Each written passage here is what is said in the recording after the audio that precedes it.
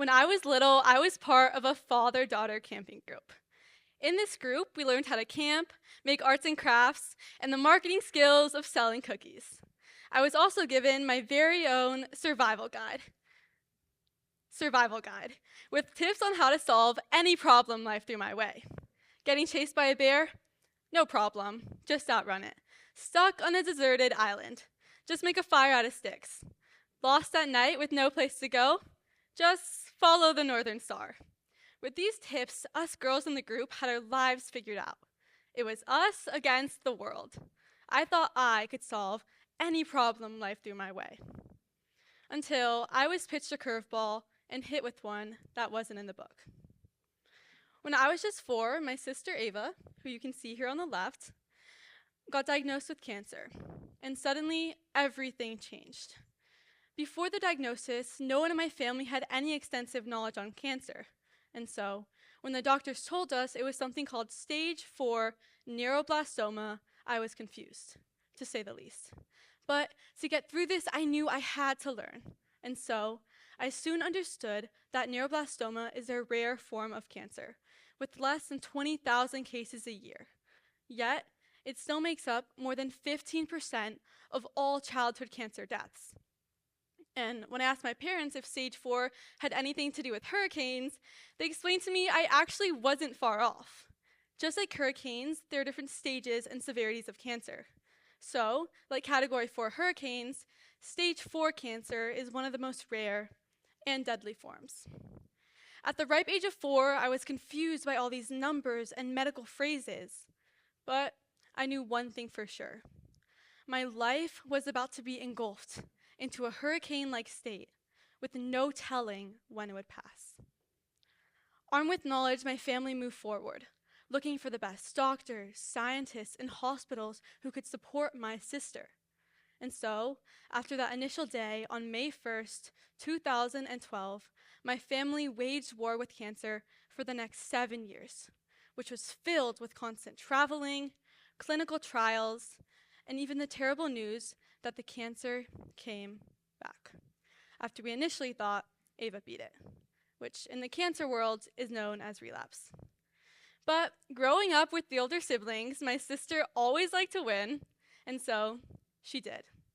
On February 20th, 2019, my sister was declared NED, or no evidence of disease.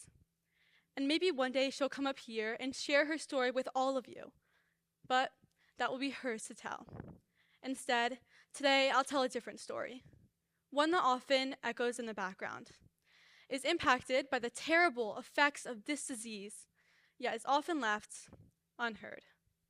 My story, the story of the siblings. Throughout my experience, I constantly juggled between caring for someone I loved while also keeping some love for myself along the way. Hopefully, by sharing my story with all of you, I can prove that it doesn't have to be one or the other. It should be both. This initial balance of self-love and support was extremely difficult. You see, after the diagnosis, my family had to adapt quickly. This meant my life changed in numerous ways. One of the biggest changes was the constant traveling. The treatment called for months of constant back and forth between Miami and New York, which left important events like my brother's birthday and Easter spent with my family split apart, something I had never experienced before. And sometimes we got to travel too.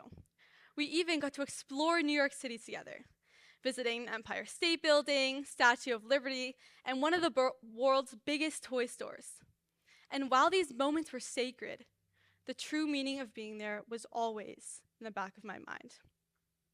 And even when no one was traveling, my parents and sisters still spent more time at the hospital than at home, and me and my siblings spent more time carpooling and after school care or with friends than with our own family. Every day I prayed my sister would come home and fill the twin bed next to mine instead of a hospital one. Yet, these feelings of longing soon began to conflict with negative ones. I found myself becoming jealous of my sister, and the piles of cards and gifts that were spilling onto my side of the room we shared. I found myself going from Ella to Ava's sister. At school, I would have teachers come up to me and ask me how my sister was doing, instead of telling me to be quiet in class. Even today, old classmates replace a common, "How are you?" with, "How's your sister?" Despite the fact that I was going through a frustrating and confusing time of my own, the focus was on fighting this invisible killer, which left little extra attention towards us siblings. And as I got older, mixed feelings like jealousy, sadness, and anger were things I tried to hide. I thought the best way to kill this invisible villain was to become invisible myself. And no one tried to stop me. And so I disappeared. And there actually is a term used to describe the struggles and unique strengths of siblings of children with chronic illnesses or disabilities. I am a glass child. As glass children, we are impacted by the things our siblings go through, yet, like glass, we become invisible, as all eyes go to helping our siblings. And it's not to say it's the fault of the parents or sick sibling at all. It's just something that sort of happens. Yet, despite the fact that there are millions of glass children in our world today, with Charlie Health reporting 8% of all young people grow up with at least one family member who suffers from chronic illnesses, there are very few conversations about what glass children go through. And without guidance, glass children often end up suppressing their feelings, not knowing the long-term toll it can have. A study from the National Library of Medicine reports 50 to 66% of all siblings of young people with cancer experience moderate to severe forms of post-traumatic stress during and after treatment. Yet, there is so little awareness about the things glass children go through, they often end up fighting these battles on their own. I buried my emotions because I didn't know how else to handle them. No one told me how. And it wasn't until recently I realized leaving problems like these unresolved can lead to turmoils of stress and anxiety, making you unable to show up for yourself or others. But let's talk about the long road it took to get there. Because like I said, being a glass child wasn't sudden. The symptoms don't just go away with the cancer. I was plagued with similar habits for years, refusing help, always saying yes even if it wasn't best for me, and apologizing for everything. And this made me wonder, how often do we all do this?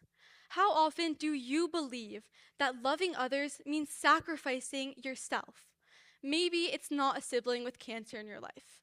Maybe it's your demanding job, partner, or friend. Maybe it's the weight of expectations pulling you in different directions that just don't feel like you. Whatever it is, we've all felt that tension, that pull between caring about something we feel like is demanded of us and taking care of ourselves. And once I realized it doesn't have to be one or the other, things changed. And it all started at Camp Boggy Creek. I was very fortunate compared to a lot of other siblings because I had supportive parents who allowed me to go through this experience with other kids my age.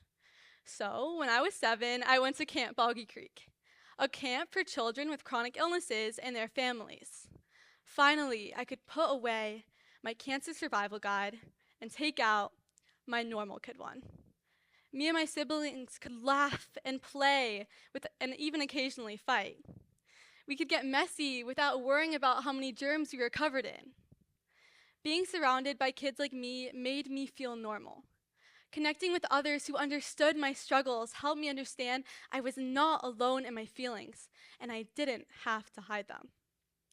This sense of community also led me to stop chasing validation. When I was younger, I would stay up late on my iPhone and type in searches like siblings of cancer patients, experiences of siblings of cancer patients, and struggles of siblings of cancer patients.